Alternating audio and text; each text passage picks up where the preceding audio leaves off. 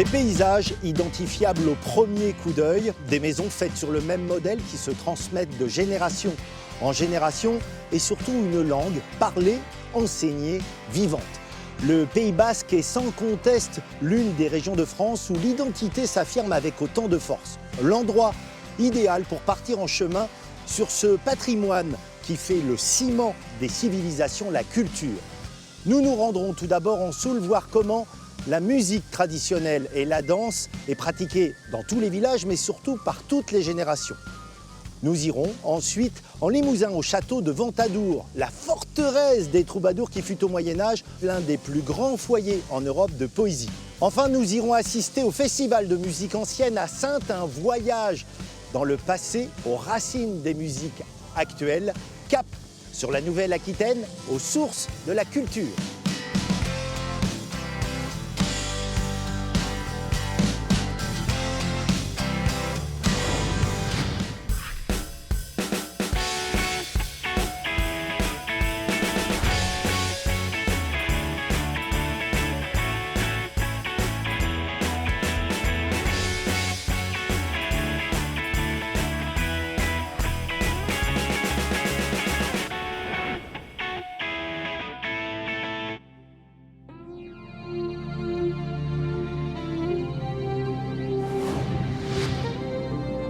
Comme tout le Pays Basque, la Soule a toujours revendiqué et pratiqué une certaine forme d'indépendance.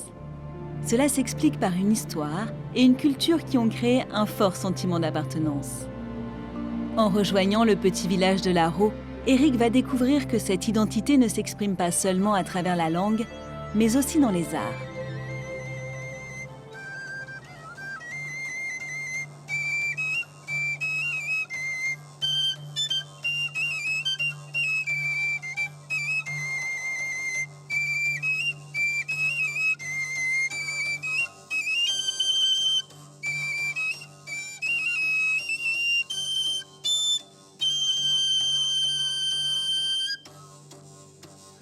Johan, en entendant la musique, je me disais, il y a au moins 2 musiciens et surprise, tu es tout seul. Comment s'appellent ces instruments? Alors ça, c'est le tune-tune. Donc c'est un tambourin à cordes qui permet de donner le rythme, donc c'est une percussion.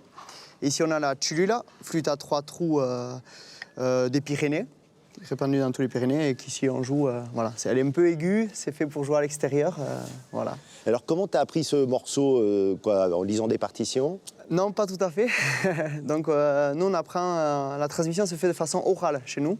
L'avantage, c'est que nos musiques, la plupart de nos musiques sont des musiques à danser.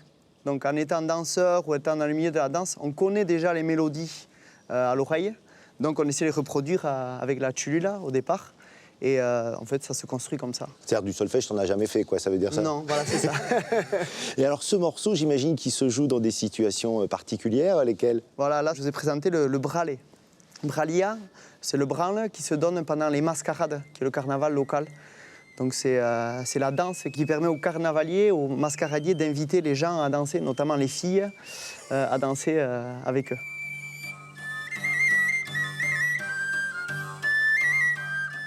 Nul ne sait à quand remonte la tradition des mascarades au Pays Basque. Tous les ans, de janvier à avril, ce carnaval itinérant passe de village en village. L'occasion pour les jeunes de se défier symboliquement à la danse et au chant. C'est ainsi que Johan a découvert sa vocation pour la danse. Son apprentissage a commencé ici, dans l'école de danse de Larot. Tu avais quel âge quand tu as commencé à l'école? Moi, j'avais 8 ans. On a commencé à 8 ans et l'école de danse a été créée en même temps. J'étais la première génération. Alors, à cet âge-là, généralement, on va faire du foot, du rugby. Pourquoi la danse? La danse, c'est d'abord une question de copains, en fait. Voilà, on était une bande de copains, déjà, et la dynamique de village aussi. On était ici, la famille, etc., qui nous a incités à... C'est naturel, quoi. C'est naturel, ouais, voilà. C'est le premier noyau, en fait. La danse, c'est le village. Donc, la première chose, avant d'aller au foot à Moléon ou à Tardets, qui est très loin, on démarre ici. La première activité se fait dans le village. C'est la base de notre culture au Pays Basque. C'est que c'est à partir de la danse, à partir du groupe de danse que se créent des événements, que se créent les rites, les événements culturels.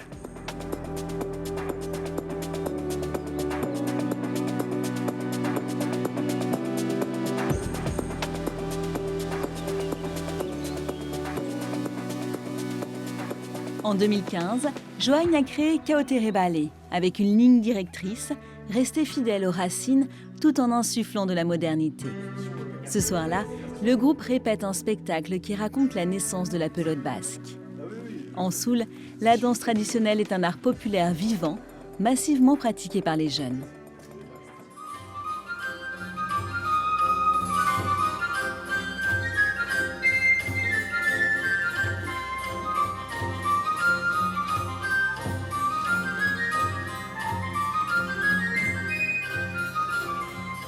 Est-ce que tu pourrais me définir un peu les grandes lignes de la danse soultine?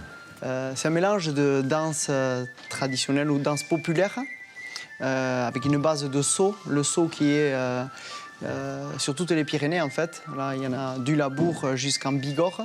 Ce qui me frappe, c'est que là, il y a des sauts avec des entrechats qu'on verrait parfaitement dans un ballet classique de chez classique, quoi. Oui, c'est ça. Alors, ça a été remixé en Soule parce que pour avoir travaillé avec des danseurs classiques, on a souvent comparé et on n'est pas sur les mêmes corporalités, en fait. On est plus dans le sol, nous, on est plus dans la tonicité quand ils sont dans l'amplitude, mais on retrouve les mêmes noms, les mêmes expressions pour parler des pas.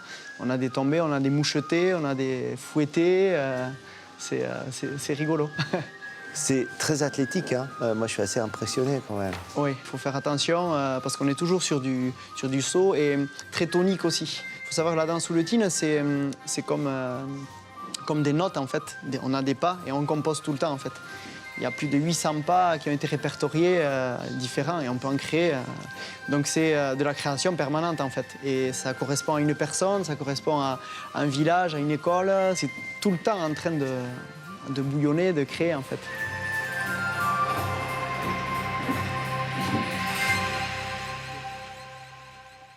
Alors explique-moi, Joagne, qu'est-ce que tu fais avec ce verre? Alors là, on va donner la danse du verre.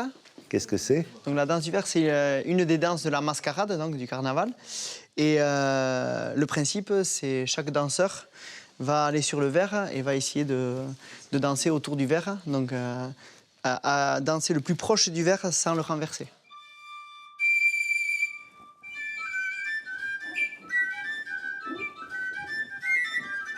Et la danse ici, elle a beaucoup de sens parce qu'elle a, ce qu'on disait, voilà, elle a cette partie de création artistique qui est importante, cette cohésion sociale, ce lien avec la culture basque, avec la langue qui est essentielle. C'est vivant et ça permet de donner du sens à nos vies ici, en Soule et même sur le Pays basque.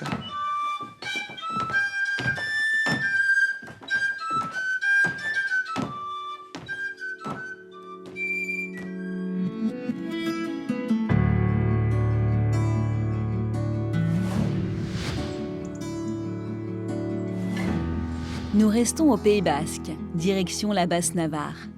C'est dans la vallée de l'Arbérou que se trouve un site préhistorique parmi les plus importants en Europe, les grottes d'Isturiz et d'Otxo-Zelaya, un ensemble de 3 grottes superposées. Les terrains et leurs sous-sols appartiennent à la famille de Joël depuis plusieurs générations. Après les premières découvertes au début du XXe siècle, son grand-père, André, abandonna sa carrière d'architecte pour organiser les recherches et ouvrir le site au public. En 1929, on découvrit un deuxième niveau, une grotte sanctuaire appelée Otxo-Zelaya. C'est absolument magnifique, hein, quand même, là. Vous donnez des noms à ces salles, parfois, Joël? Ici, évidemment, c'est la cascade. Une Cascade cascade qui brille. Ce sont des éléments de calcite qui brillent tant que c'est un petit peu mouillé. Alors, tu organises dans ces grottes régulièrement des spectacles de danse, des concerts, de la musique. Ça pourrait paraître iconoclaste. Est-ce que ça l'est? Non, alors, nos ancêtres étaient des artistes et c'est toujours un hommage des artistes contemporains en lien avec le lieu et nos ancêtres. Alors, comment on savait qu'ils étaient des artistes, ces ancêtres?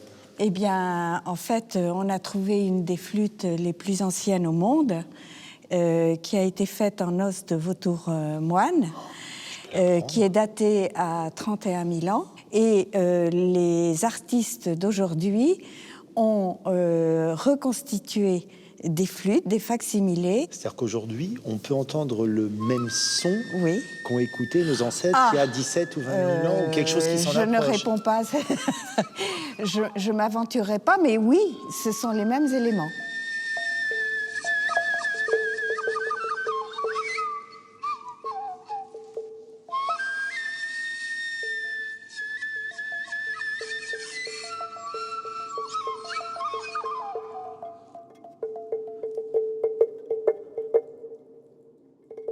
Quel rapport ces hommes et ces femmes ont-ils pu entretenir avec ces sons? À quoi correspondaient ces pratiques musicales? Des questions qui resteront toujours sans réponse. Mais elles ne cessent d'interpeller ceux qui, comme Page Calindo, musicien, s'intéressent aux racines de sa culture. Salut Pascal, quel son incroyable, étrange, subtil. Tu joues d'un instrument?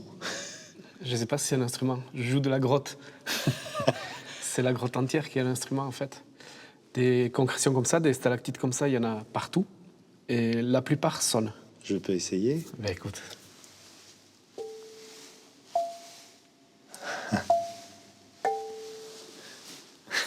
C'est magique. Alors, toi qui es musicien, c'est quoi le... C'est une quinte, en fait, mais réellement, l'important, c'est qu'il y ait un écart de notes. Après, ici, c'est un peu troublant parce que cet écart-là, moi, la chilula, la flûte traditionnelle qu'on a, c'est exactement le même écart.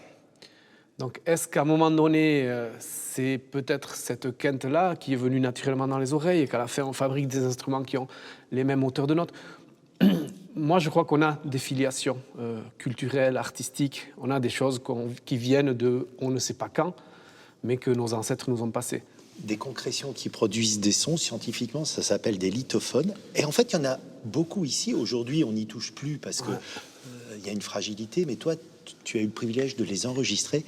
Il y a vraiment une grande gamme de sons. Ah oui, oui. Dans les lithophones, il y a l'équivalent des octaves du piano. Exactement, la même chose.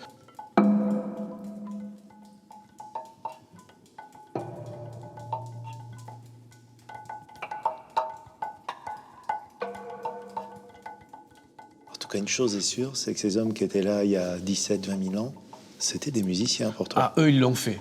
Quand on a la possibilité de produire un son, la première chose qu'on va faire, c'est de le reproduire pour voir si c'est un accident ou... Voilà. À partir du moment où on a reproduit le son, mais certains sont contents et vont passer à autre chose. Si on a déjà une âme de musicien, on va le reproduire jusqu'à faire chier les autres. C'est comme ça, tu peux rien. C'est quelque chose de lancinant. La percussion, en plus, c'est quelque chose qui prend. On a envie de taper. À un moment donné, c'est presque obligatoire.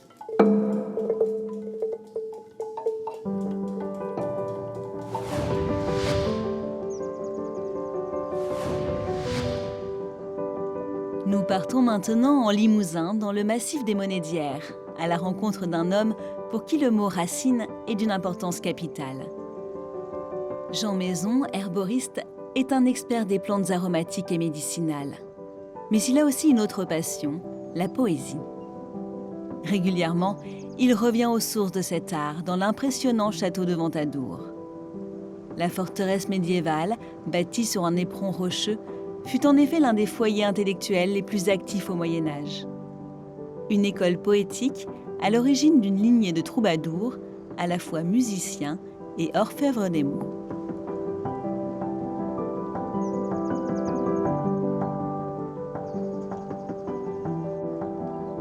Parmi les grands troubadours, il y en a un, bien sûr, qui marque cet endroit, c'est Bernard de Ventadour. On peut dire que c'est un poète de niveau mondial? Aujourd'hui, il est étudié dans les universités du monde, au Japon, aux États-Unis, en Allemagne, et ceci depuis longtemps, c'est pas une nouveauté. Bien sûr, des poètes français se sont beaucoup intéressés à lui, hein, des poètes contemporains.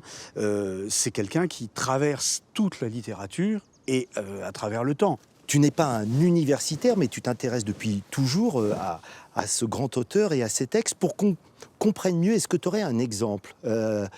Quelques vers qu'il a écrits. J'ai tant d'amour au cœur, de joie et de douceur, que le gel me semble fleur et la neige verdure. Et dans la version originale, en occitan? Tant è il cor d'amour, de joie et de douceur, perché lo giau me semble faux et l'agneau verdure. Qu'est-ce qui te touche le plus, en fait, dans la poésie de Bernard de Ventadour? Ventadour, c'est l'aboutissement de l'écriture et de l'intériorité. C'est-à-dire que nous allons avoir un concentré de tout ce qui est l'événement de la nature. Ça va de l'émoi amoureux jusqu'à la peine.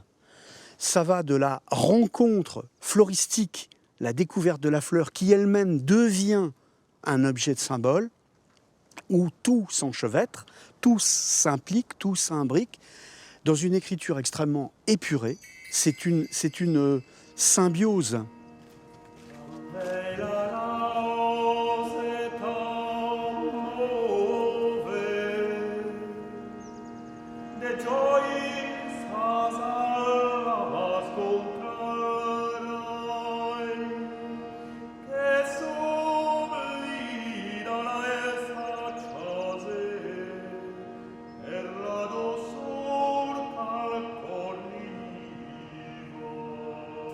Quel point de vue, Jean. On peut imaginer qu'on le partage d'ailleurs avec Bernard de Ventadour et les autres seigneurs. Là, il avait sous les yeux ce qu'on a aujourd'hui.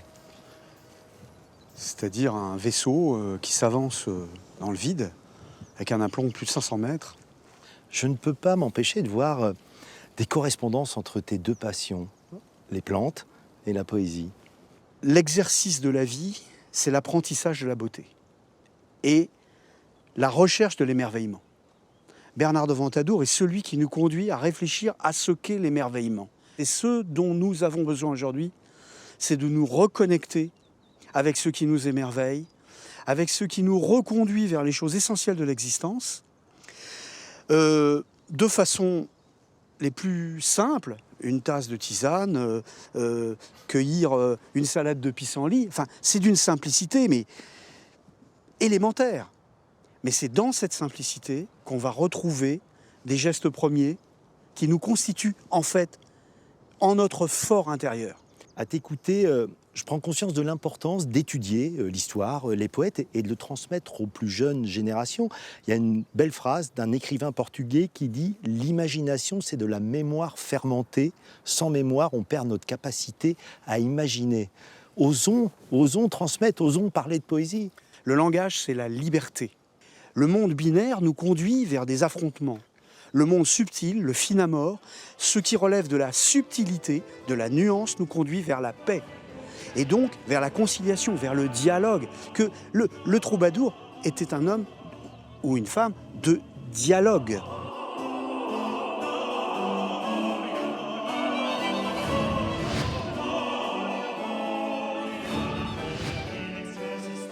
C'est à Saintes, en Charente-Maritime, que nous terminons ce voyage à la découverte des racines de notre culture. La ville a créé de toutes pièces le long du fleuve Charente par les Romains pour devenir la première capitale de la région aquitaine et depuis plus de 45 ans, l'un des hauts lieux dédiés à la musique ancienne et classique.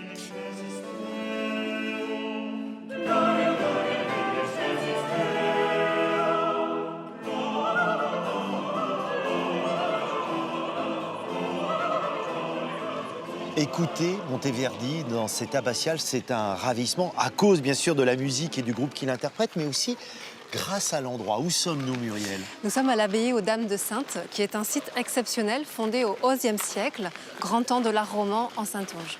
Alors c'est vrai qu'abbaye aux Dames, ça surprend. Ça signifie qu'ici, il n'y avait pas de frères, il n'y avait que des femmes. Il n'y avait que des moniales de l'ordre bénédictin. C'était une abbaye, il faut imaginer, très importante. Elle a compté jusqu'à 90 moniales, ce qui est exceptionnel. Et elle a duré jusqu'à la Révolution française. Cette façade de l'abbatiale qui date du XIIe siècle, en termes de patrimoine, quelle est son importance? C'est une façade exceptionnelle du point de vue de l'art roman saintongeais, typique. Et il y a une iconographie qui est très riche. On voit donc la main bénissante et ensuite le tétramorphe, puis des scènes bibliques. Et notamment les vieillards de l'Apocalypse représentés avec leurs instruments de musique. Ils doivent chanter les louanges de Dieu. Et c'est l'idée, encore une fois, que la musique est raccrochée à l'âme. Mais l'édifice, qui servit de modèle pour toutes les abbayes romanes de la région, a bien failli disparaître. Devenue une prison après la Révolution française, puis une caserne militaire, l'abbaye aux Dames menaçait de s'effondrer.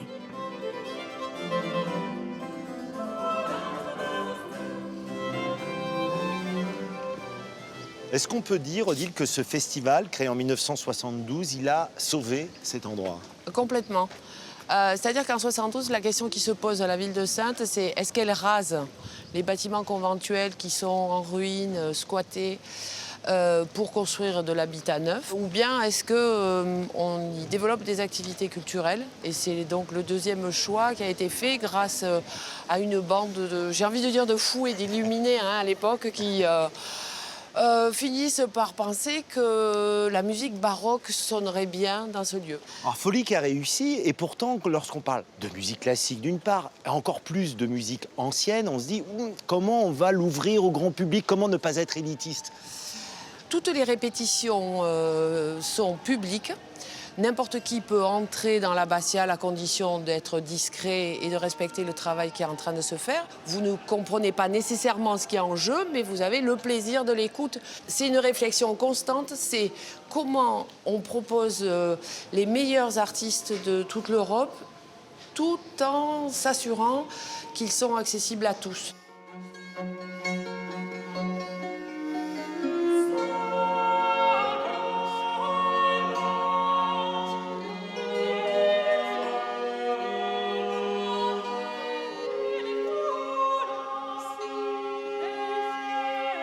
À côté des œuvres grand public comme Bach ou Mozart, on peut ici découvrir des trésors méconnus.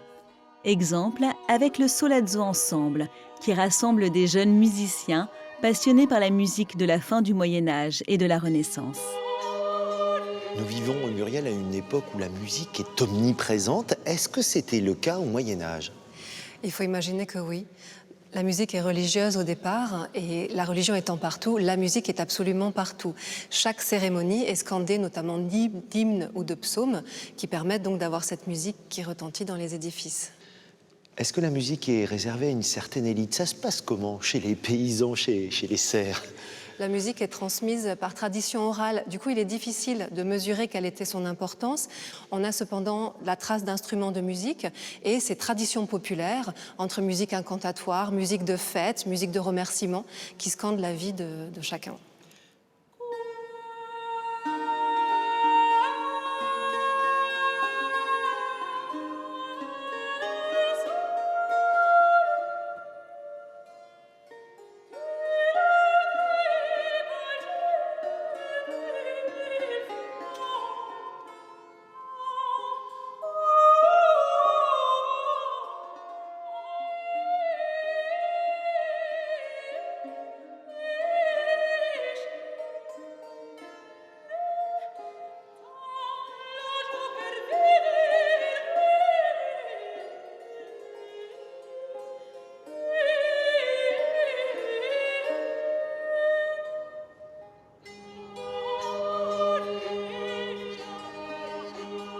On ne le soupçonne peut-être pas, Anna, mais la musique a connu plusieurs révolutions au Moyen-Âge. Oui, donc on a une grande révolution qui est le fait de tout simplement jeter les choses sur papier. Donc on commence à noter la musique. Et après, on a une évolution qui se fait de la monodie à la polyphonie.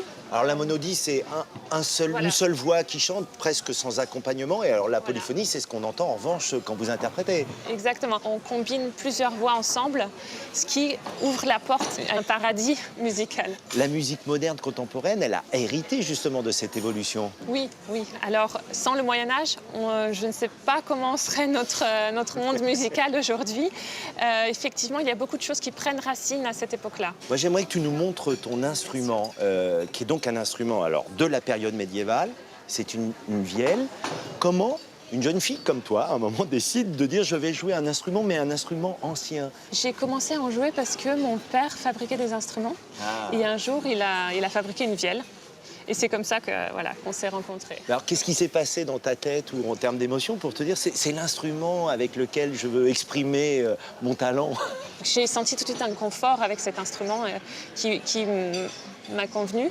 Mais c'est aussi tout le répertoire Moyen-Âge que je trouve vraiment paradoxalement contemporain presque. Parce que je pense qu'il y a des choses en commun avec notre époque. Quoi, par exemple? Certaines émotions qui sont mises en musique. Il y a eu toute une certaine excentricité qui a créé des choses vraiment hors du commun. Mais on a dû attendre des siècles et des siècles pour réentendre ces harmonies. Voilà, c'est quelque chose qui m'a fascinée, comment ça peut être aussi hors du commun, hors de notre temps.